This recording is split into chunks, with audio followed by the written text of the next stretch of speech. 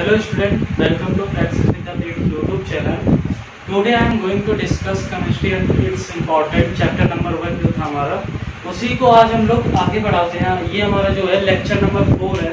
अभी तक हमने क्या देखा था, पहले तो हमने केमिस्ट्री के बारे में जाना, फिर केमिस्ट्री इंपॉर्टेंस क्यों है ये चीज़ जाना, और फिर डेली लाइफ में जो उसके एप्लीकेशंस होते हैं उसके बारे में हमने जाना, और फिर हमने नोटेबल केमिस्ट के बारे में भी जाना था। आज उसी को हम लोग आगे बढ़ाते हुए हम लोग थोड़ा सा और डिटेल में जाएंगे चीज़ों के। फर्टिलाइजर, देखो आज हम बात करने वाले हैं फर्टिलाइजर की। तो फर्टिलाइजर क्या होता है, अगर हम लोग फर्टिलाइजर क्या करते हैं सॉइल में ऐड करते हैं तो वो क्या करेगा, फर्टिलिटी को बढ़ा देगा, सॉइल की फर्टिलिटी बढ़ जाएगी। वहां से आप यहाँ पे देख सकते हैं आर्टिफिशियल फर्टिलाइजर्स जो होते हैं वो मेनली 3 टाइप के होते हैं। यहाँ पे पहला जो है हमारा वो नाइट्रोजनियस फर्टिलाइजर, दूसरा जो है वो पोटास फर्टिलाइजर, और तीसरा जो है फॉस्फेटिक फर्टिलाइजर। हम लोग अब चलते हैं डिटेल में देखते हैं नाइट्रोजनियस फर्टिलाइजर के बारे में। तो नाइट्रोजनियस फर्टिलाइजर ऐसे आप समझो कि उसमें जो मेजर कंस्टिट्यूएंट होगा वो क्या होगा, नाइट्रोजन होगा, इसीलिए उसका नाम ही देखो आप, नाइट्रोजनियस फर्टिलाइजर। ठीक, और ये जो फर्टिलाइजर हो ये यूज किया जाता है, हमारा क्या होता है, इस जब प्लांट ग्रो करता है, ठीक है, ग्रोथ मतलब प्लांट के ग्रोथ को बढ़ाने के लिए इस फर्टिलाइजर को हम लोग क्या करते हैं, यूज करते हैं। और ये क्या करता है, वहां से सिंथेसिस करता है प्रोटीन को, और प्रोटीन जो होता है बहुत ही इंपॉर्टेंस होता है प्लांट के लिए। इंटीग्रल पार्ट्स ऐसे बोल सकते हैं, protein is a integral part of plant. और ये क्या करता है, जो हमारा जैसे कलर चेंज हो जाते हैं, आप देखते होंगे पेल कलर के हो जाते हैं हमारे प्लांट्स के लीव्स, उन कलर को जब हम वहाँ पे नाइट्रोजन फर्टिलाइजर को ऐड करते हैं तो कलर फिर से ग्रीन कलर में आ जाता है, जो मतलब उसका रियल कलर होता है वहाँ पे उस कलर में आ जाता है। और इसीलिए नाइट्रोजन फर्टिलाइजर के आप देखो कुछ एग्जांपल मैं आपको बता देता हूँ। पहला जो एग्जांपल है हमारा सोडियम नाइट्रेट है। सोडियम नाइट्रेट जो होता है NaNO3, ठीक, ये हमारा क्या हो गया, सोडियम नाइट्रेट हो गया। दूसरा जो हमारा है कैल्शियम नाइट्रेट हो गया, CaNO3 का होल ट्वाइस, इस तरह इसको रिप्रेजेंट करते हैं कैल्शियम नाइट्रेट। और तीसरा जो हमारा है अमोनियम नाइट्रेट। अमोनियम नाइट्रेट को देखो आप कैसे हम लोग लिखते हैं, अमोनियम नाइट्रेट जो होता है हमारा, पहले अमोनिया NH4 और नाइट्रेट के लिए हम लोग क्या लिख देंगे, NO3, ये हो गया अमोनियम नाइट्रेट। ये सारे क्या है हमारे मतलब नाइट्रोजनियस फर्टिलाइजर है। और यूरिया जो होता है वो भी क्या होता है, नाइट्रोजनियस फर्टिलाइजर में आता है। आप यूरिया के बारे में जानते होंगे, यूरिया का नाम आपने सुना ही होगा। यूरिया को हम लोग कैसे रिप्रेजेंट करते हैं, NaH का होल ट्वाइस, और फिर क्या होता है CO, ये हमारा हो जाता है यूरिया। क्या हो जाता है, यूरिया हो जाता है। और आप ये जानो यूरिया जो होता है सबसे रिचेस्ट अमाउंट में, इसी में क्या मिलता है, नाइट्रोजन मिलता है हमारा, ठीक है, सबसे रिचेस्ट अमाउंट में। तो इसीलिए इसको हम लोग क्या बोल सकते हैं, रिचेस्ट सोर्स ऑफ नाइट्रोजन। क्या बोल सकते हैं, richest source of nitrogen, richest source of nitrogen, ठीक, रिचेस्ट सोर्स ऑफ नाइट्रोजन, ये चीज हो गया। अब इसके बाद हम लोग बात करते हैं पोटास फर्टिलाइजर के बारे में। पोटास फर्टिलाइजर आप ये समझिए कि जिसमें क्या होते हैं, वो पोटेशियम जो है वो इसेंशियल एलिमेंट हो जिस फर्टिलाइजर में, उसी को हम लोग क्या बोल देते हैं, पोटास फर्टिलाइजर। क्या चीज होना चाहिए, पोटेशियम।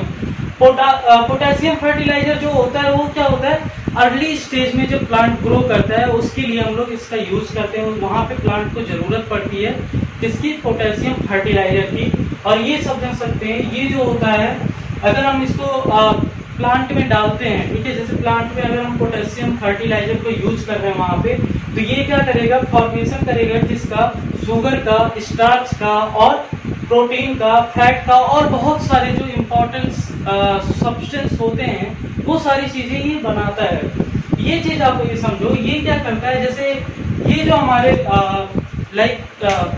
ये समझे ग्रेन प्लांट्स होते हैं या फिर बीट स्टल होते हैं, उन सबको क्या करता है, स्ट्रेंथ प्रोवाइड करता है। क्या करता है, स्ट्रेंथ प्रोवाइड करता है। जैसे आप ये समझिए कि जैसे ये है और यहाँ पे क्या है, बीट है आपका, तो ये जो स्टल्क है इसको क्या करेगा, स्ट्रेंथ प्रोवाइड करेगा। और क्या होता है, ये उनको हर एक चाहे जैसा कंडीशन हो, वेदर का चाहे जैसा कंडीशन हो सॉइल का, ये उनको गिरने नहीं देता है, मजबूती के साथ उनको स्ट्रेंथ प्रोवाइड करता रहता है और जिससे ये खड़े रहते हैं। आप ये समझ सकते हैं। और इसके जो मतलब इम्पोर्टेंस, जो इसके एग्जाम्पल देख लो आप, कुछ इम्पोर्टेंस एग्जाम्पल्स होते हैं इसके, जैसे पोटेशियम क्लोराइड, तो KCl, के का मतलब होता है पोटेशियम, Cl का मतलब क्लोराइड होता है। दूसरा जो होता है हमारा पोटेशियम सल्फेट, पोटेशियम सल्फेट जो होता है हमारा क्या होता है K2SO4, क्या होता है K2SO4। और तीसरा चीज आप ये समझो, जैसे पोटास फर्टिलाइजर के बारे में अगर हम बात कर रहे हैं तो वहाँ पे पोटेशियम जरूर होगा, ठीक है। जैसे यहाँ पे नाइट्रोजन में आप देखें कहीं भी ऐसा नहीं था कि नाइट्रोजन नहीं था, वहाँ पे हर एक जगह क्या था, नाइट्रोजन अवेलेबल ही था। उसी तरह जो है पोटास में भी अगर हम बात करेंगे तो पोटेशियम अवेलेबल ही रहेगा। जैसे आपका KCl हो गया, K2SO4 हो गया, और क्या KNO3, KNO3 जो होता है इसको हम लोग क्या बोलते हैं, पोटेशियम नाइट्रेट बोलते हैं। क्या बोलते थे, पोटेशियम नाइट्रेट। ये हमारा हो गया। इसके बाद आप ये चीज समझो, जो हमारा लास्ट में बचता है, जो हमारा एक और एग्जाम्पल, मतलब 3 तरह के आपको मेजर बताया था फर्टिलाइजर, कौन कौन से थे, नाइट्रोजनस फर्टिलाइजर थे, पोटास फर्टिलाइजर थे और फॉस्फेटिक फर्टिलाइजर थे। अब लास्ट में हम लोग किसकी बात करते हैं, फॉस्फेटिक फर्टिलाइजर। तो ये क्या होता है, इसको भी हम लोग क्या करते हैं, अर्ली स्टेज में प्लांट को ग्रो कराने के लिए यूज किया जाता है। और क्या होता है, इसका जो प्लांट में सेल डिवीजन होते हैं, आप सेल डिवीजन के बारे में और डिटेल में पढ़ेंगे, ठीक है। सेल डिवीजन जो होते हैं वहां पे इसका इंपॉर्टेंस सबसे ज्यादा होता है अर्ली स्टेज में ग्रो कराने के लिए। ये कह सकते हैं इसके प्रेजेंस में जो सेल डिवीजन होता है वो बहुत जल्दी के साथ कंप्लीट होता है। और ये क्या होता है हमारा, बेसिकली जो रूट वाले क्रॉप होते हैं उनके लिए यूज किया जाता है, मतलब जिसमें आप क्रॉप जो होता है वो रूट होता है हमारा। जैसे आप ये समझो कि पोटैटोज हो गया, उसमें क्या आप देखते हैं पोटैटोज क्या होता है, रूट होता है, ठीक। उस चीज को ग्रो कराने के लिए इसका बहुत ज्यादा इम्प्रूव करते हैं। और ये क्या करता है, इम्प्रूव कर देता है क्वालिटी ऑफ फाइबर्स, ठीक। और क्या होता है, ये जो होता है इसको यूज किया जाता है बेसिकली बीट रूट जो प्लांट होते हैं उसमें और पोटैटोज में। ये पोटैटोज में जो हमारा क्या होता है, स्टार्च के अमाउंट को बढ़ा देता है और बीट रूट में हमारे शुगर के अमाउंट को इंक्रीज कर देता है। और क्या होता है, इसके कुछ एग्जांपल देख लेते हैं। सुपर फॉस्फेट जो होता है ये मिक्सचर ऑफ फॉस्फेट होता है, मिक्सचर होता है फॉस्फेट का। और दूसरा जो होता है ट्राई अमोनिया फॉस्फेट में हमारा क्या हो गया, NH3, ये अमोनिया हो गया का होल ट्वाइस, और PO4, NH3 का होल ट्वाइस, NH4 का होल ट्वाइस और PO4, ये क्या हो गया, अमोनिया, ट्राई अमोनिया फॉस्फेट। तो ये सब हमारे हो गए कैसे, फर्टिलाइजर के बारे में। आपको फर्टिलाइजर का आइडिया पता चल गया होगा। अब देखो हम लोग क्या करते हैं, कुछ सब ऑर्गेनिक कंपाउंड्स होते हैं हमारे, जिनको हम लोग एज ए फूड और फ्यूल्स यूज करते हैं, उनके बारे में हम लोग देख लेते हैं। उसमें आपको देखना होगा, पहला तो कार्बोहाइड्रेट के बारे में आप जानेंगे, दूसरा प्रोटीन के बारे में जानेंगे, तीसरा आप जानेंगे फैट के बारे में, और चौथा जानेंगे मेथेन के बारे में। तो चलिए कार्बोहाइड्रेट के बारे में जानते हैं हम लोग, इसको मैं रख कर रहा हूँ।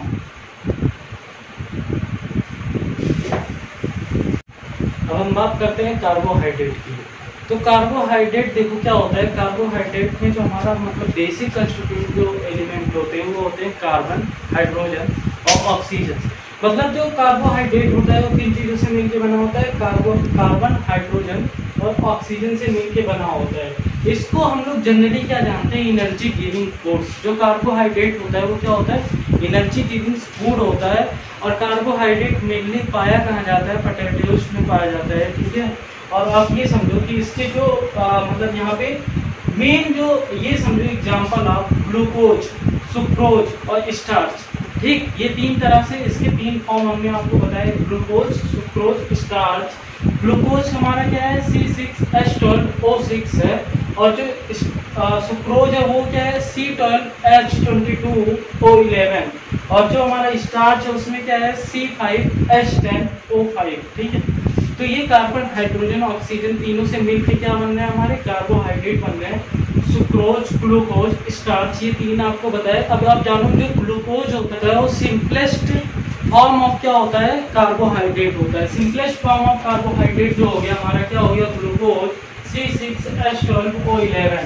और ये समझो आप, ग्लूकोज जब ब्रोकन डाउन होता है बॉडी के अंदर तो क्या करता है, वहां पे रिलीज होती है एनर्जी। जब वो ब्रोकन डाउन होगा तो क्या करेगा, रिलीज होगी एनर्जी। और वो एनर्जी क्या होता है, जो अलग अलग पार्ट होते हैं जहाँ पे एक्टिविटीज चलती रहती हैं वहां पे वो जाती हैं, उनको प्रोवाइड करती है। ठीक, तो इसीलिए इसको क्या बोला जाता है, एनर्जी गिविंग फोर्स। ये चीज आप याद रखना, ये बहुत ही इंपॉर्टेंस होता है, क्वेश्चन पूछता है एनर्जी गिविंग फोर्स हमारा क्या है। मतलब इसको हम लोग एक दूसरे नाम से जानते हैं, एनर्जी गिविंग फोर्स। कार्बोहाइड्रेट को क्या बोल रहे हैं हम, एनर्जी गिविंग फोर्स, सिंपल सी बात है। और इसके बाद अब हम देखते हैं प्रोटीन्स के बारे में। तो देखो प्रोटीन बहुत सारे आपने सुना होगा, प्रोटीन का यूज कहाँ करते हैं, प्रोटीन इंपॉर्टेंट होता है हमारी बॉडी के लिए भी बहुत सब जगह। तो देखो प्रोटीन जो होता है इसको हम लोग एक इसके दूसरे नाम से समझिए, इसको दूसरा नाम आप जैसे इसका सुनेंगे आपको पता चल जाएगा ये क्या है। इसका जो जनरली नोनिंग नेम है इसका क्या है, बॉडी बिल्डिंग फूड।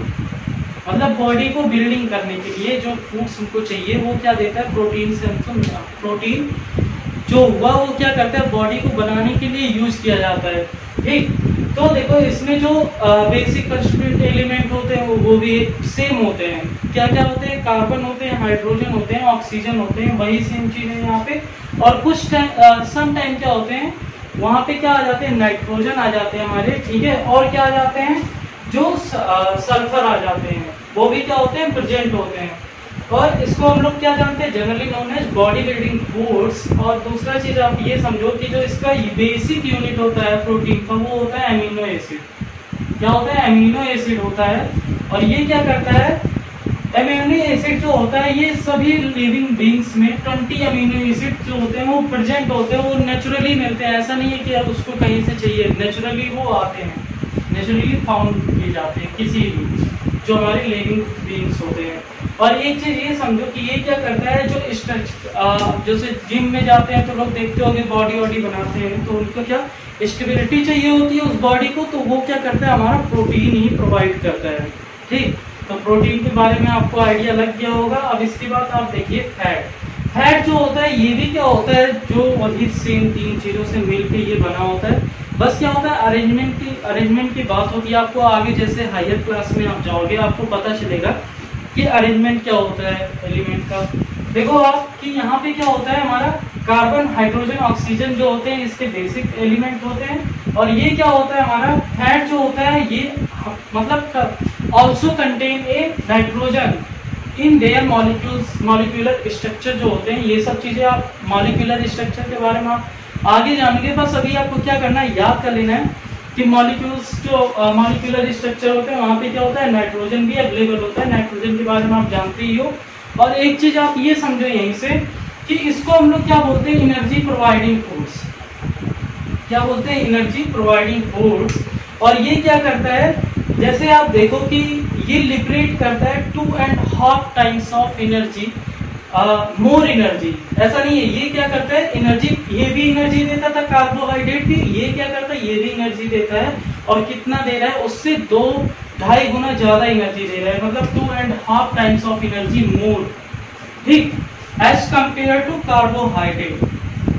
कार्बोहाइड्रेट से क्या दे रहा है, 2.5 टाइम्स ऑफ एनर्जी ज्यादा दे रहा है। But consumption of a large amount में अगर आप क्या करते हैं, फैट को लेते हैं, तो उससे क्या होगा, आपका जो कोलेस्ट्रॉल होता है बॉडी के अंदर उसका लेवल जब बढ़ जाएगा तो क्या होता है, हार्ट अटैक्स के चांस बढ़ जाते हैं, हार्ट अटैक के चांस बढ़ जाएंगे।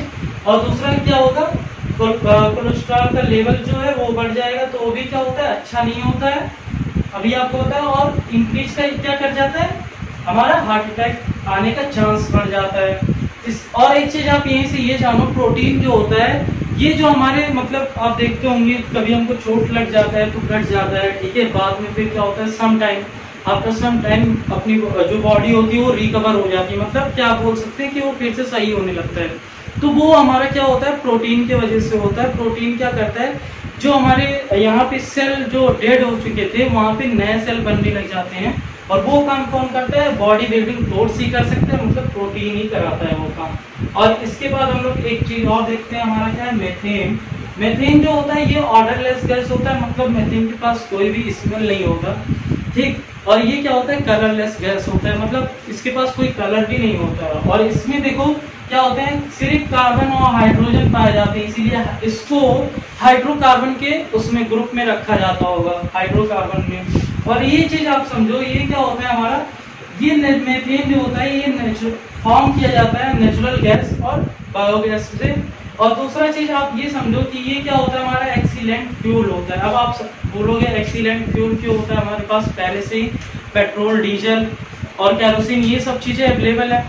बट आप ये समझिए कि जो ये हमारा मीथेन है ये एक्सीलेंट फ्यूल इसलिए होता है क्योंकि अगर आप इसका यूज करते हैं, ठीक है, मतलब मीथेन का यूज करते हैं, तो ये जैसे आप पेट्रोल का यूज करते हैं, डीजल का यूज करते हैं, जो उसका यूज करते हैं तो क्या करता है, रिड्यूस करता है स्मोक को और भी बहुत सारी चीजों को क्या करता है, छोड़ता रहता है, रिड्यूस करता है। लेकिन ये क्या करता है, जब इसका हम यूज करते हैं तो ये ऐसा कोई भी चीज नहीं छोड़ता है, ठीक है, मतलब कोई भी इसके पास रिड्यूसिंग सब्सटेंस नहीं होता है जो हमारे इन्वायरमेंट को क्या करे, हार्म पहुंचाए।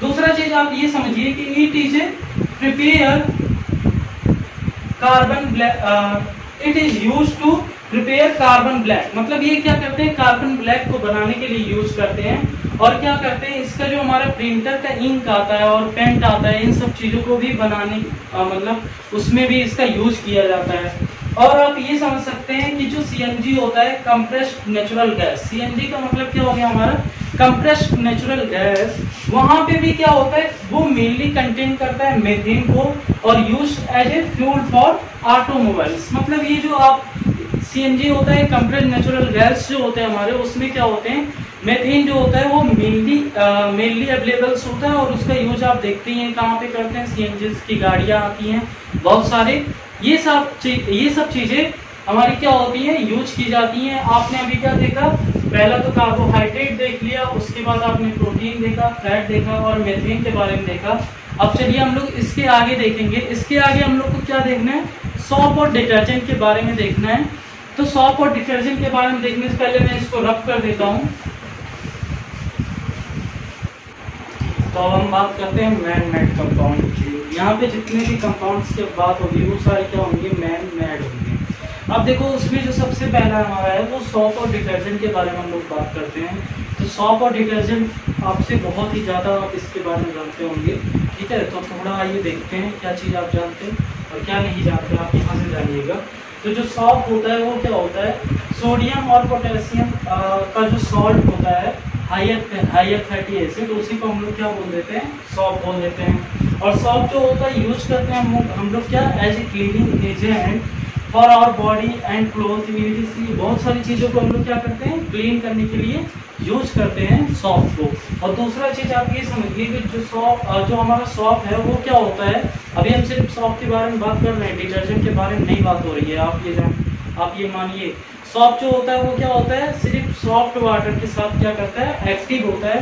हार्ड वाटर के साथ क्या होता है, इनइफेक्टेड होता है। मतलब उसका इफेक्ट जो है सॉफ्ट का वो क्या होता है, सिर्फ सॉफ्ट वाटर के साथ दिखेगा। अगर हम हार्ड वाटर लेके जाते हैं तो वो काम नहीं करेगा।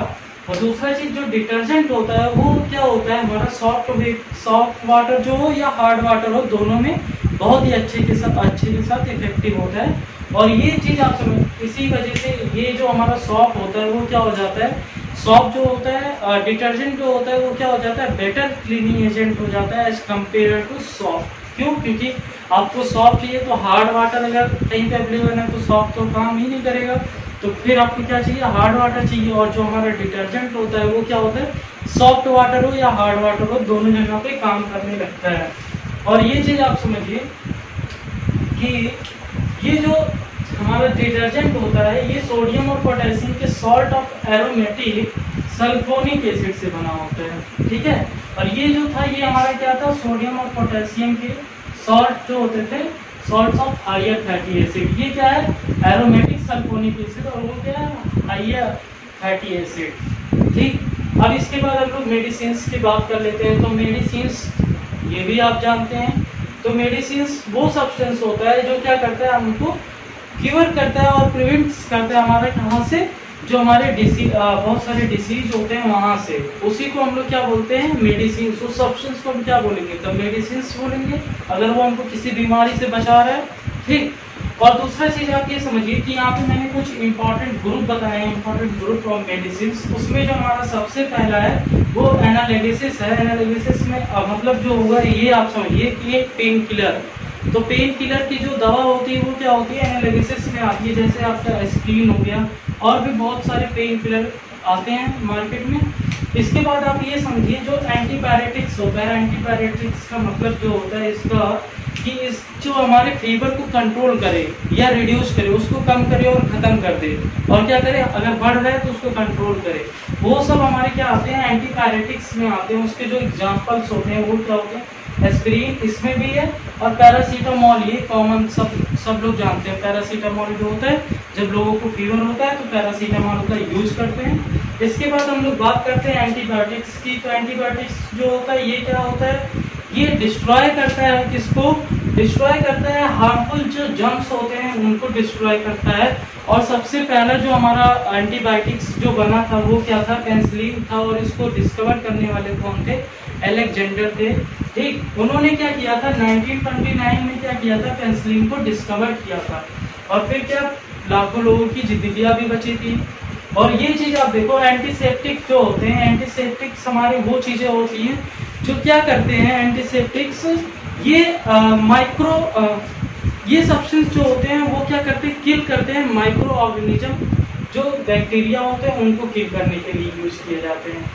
ठीक, तो देखो या तो उनको ये खत्म कर देंगे या तो उनको बढ़ा देंगे।